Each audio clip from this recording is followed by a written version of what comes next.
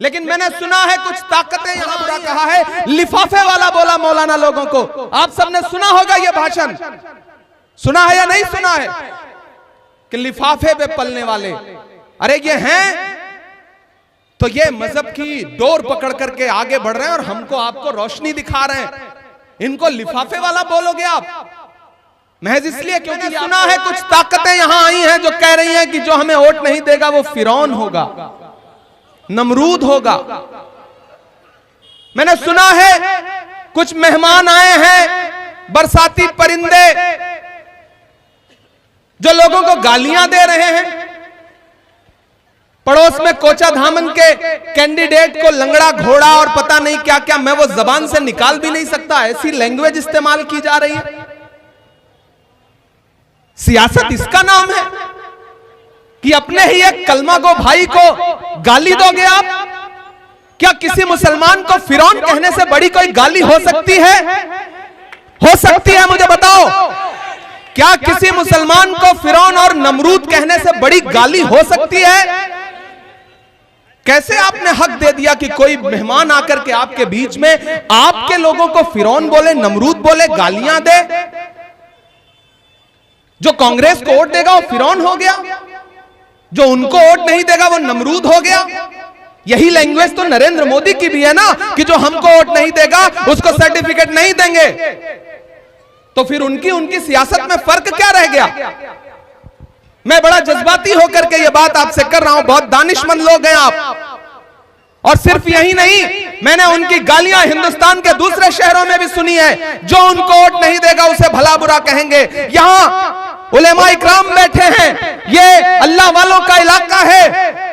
महाराष्ट्र में जब हार गए, यहां जमीयत के साथी बैठे हैं। मौलाना सज्जाद नोमानी साहब को सोशल मीडिया पे जो जो भला बुरा कहा है, लिफाफे वाला बोला मौलाना लोगों को। आप सबने सुना होगा यह भाषण, सुना है या नहीं सुना है कि लिफाफे पे पलने वाले, अरे ये हैं तो ये मजहब की डोर पकड़ करके आगे बढ़ रहे हैं और हमको आपको रोशनी दिखा रहे हैं।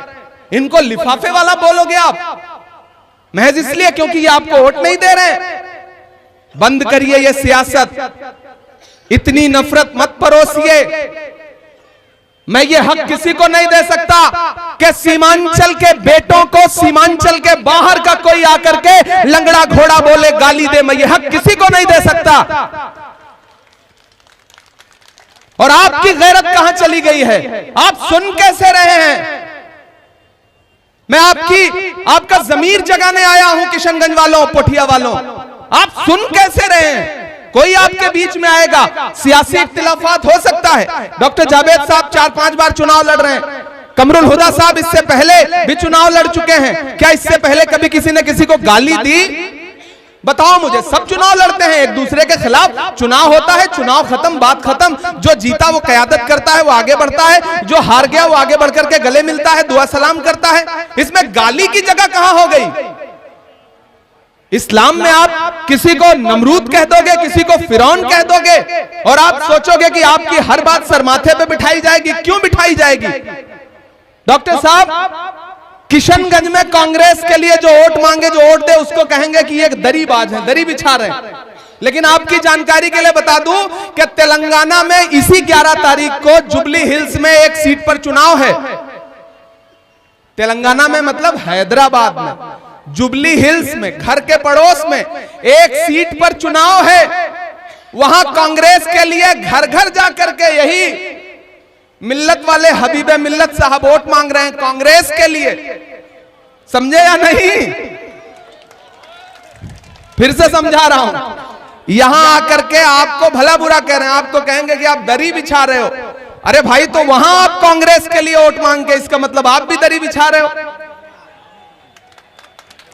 आप कांग्रेस के कैंडिडेट के लिए घर घर 5-6 दिन पहले वोट मांगो तो आपकी हिकमत है। और पोठिया और किशनगंज के लोग कांग्रेस के लोगों को वोट देते तो आप कहोगे कि दरी बिछा रहे हो।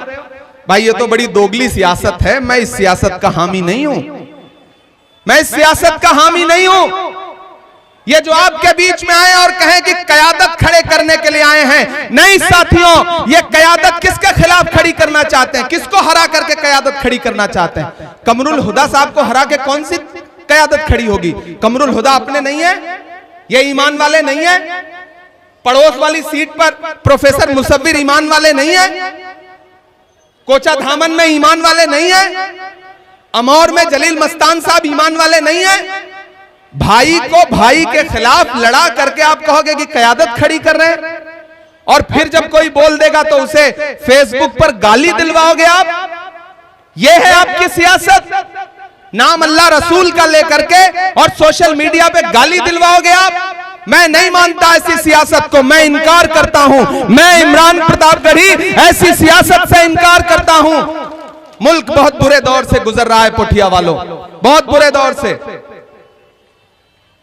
जब भाजपा खुद नहीं जीत पाती ना, तो वो 100 तरह की तिकड़म करती है, थोड़े वोट कट जाएं, इधर बढ़ जाएं।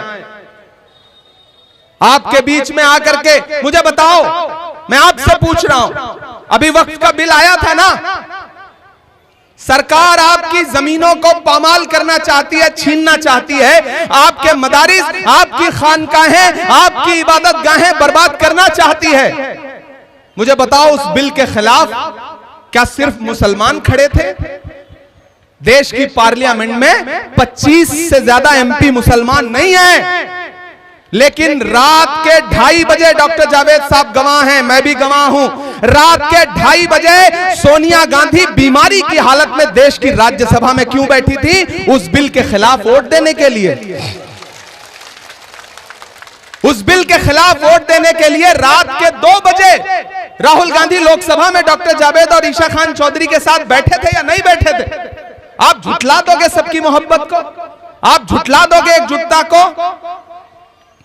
पोठिया वालों, मरहम के लालच में अपनी दुखती रग का पता दुश्मन को देना होशमंदी नहीं है, बेवकूफी है, बेवकूफी है।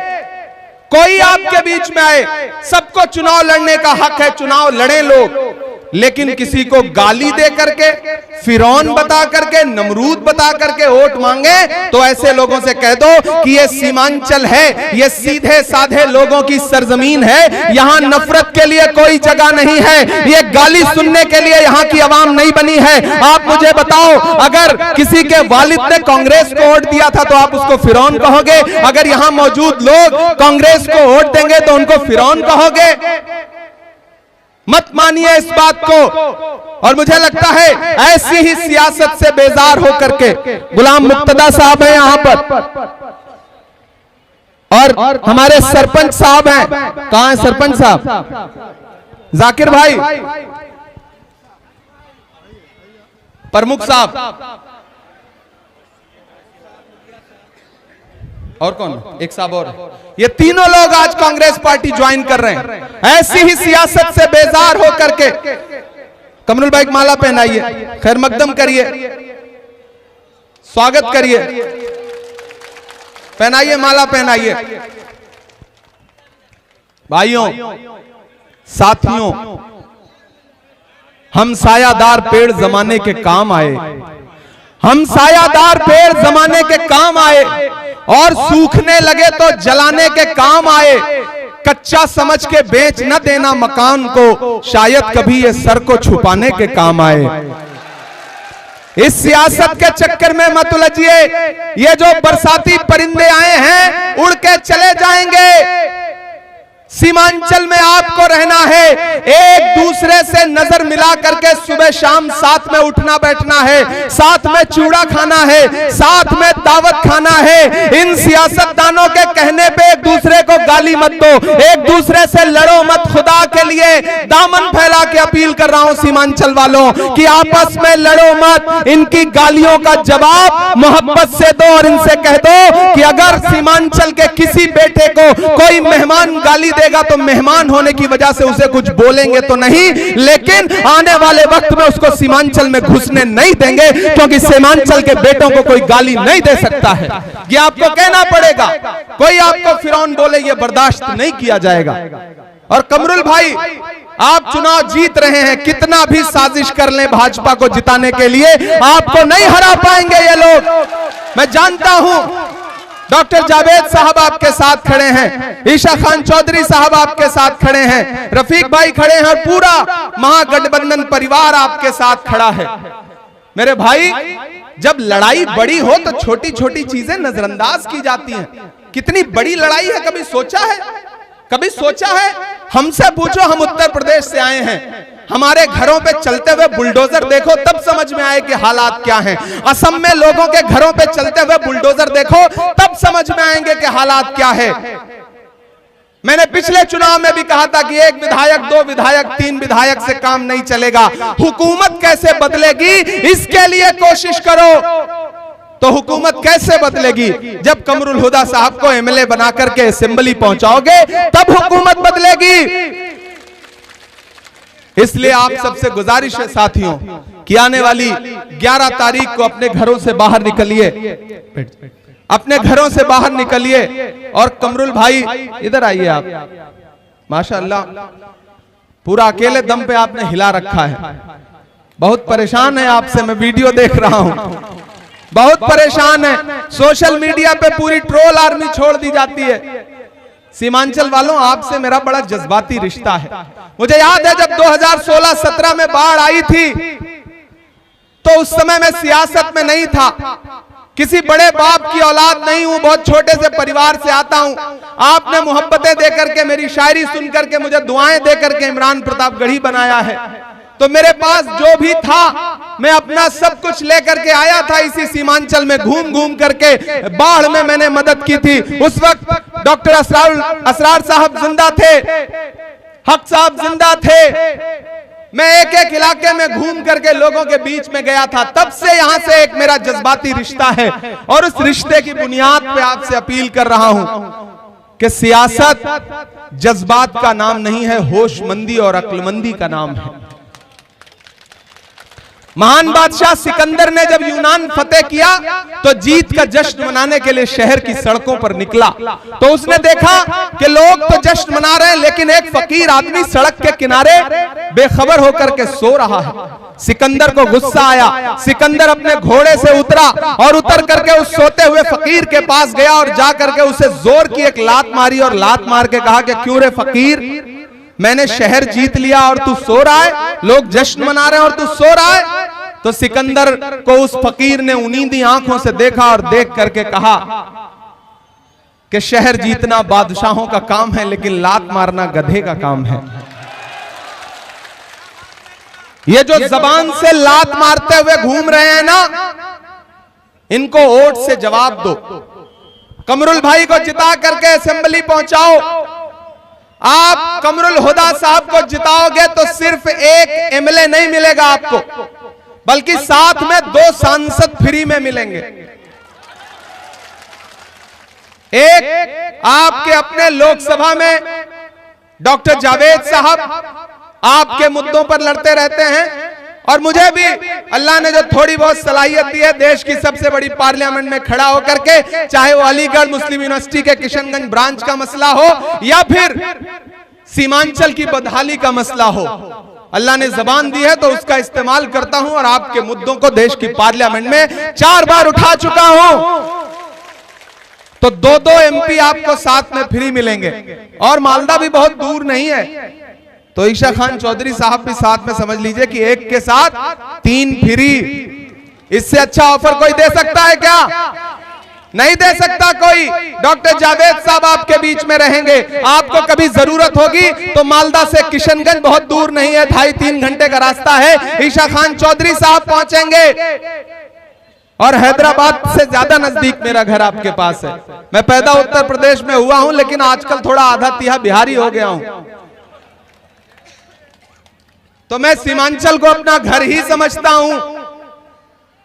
सीमांचल वालों, एक एमएलए जिताओ, साथ में 3 सांसद फ्री पाओ और सब कुछ तो है।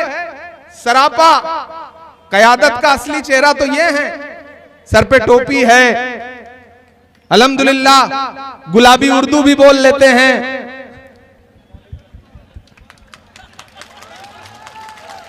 और एक चीज जान लीजिएगा, कम से कम लूटेंगे नहीं आपको।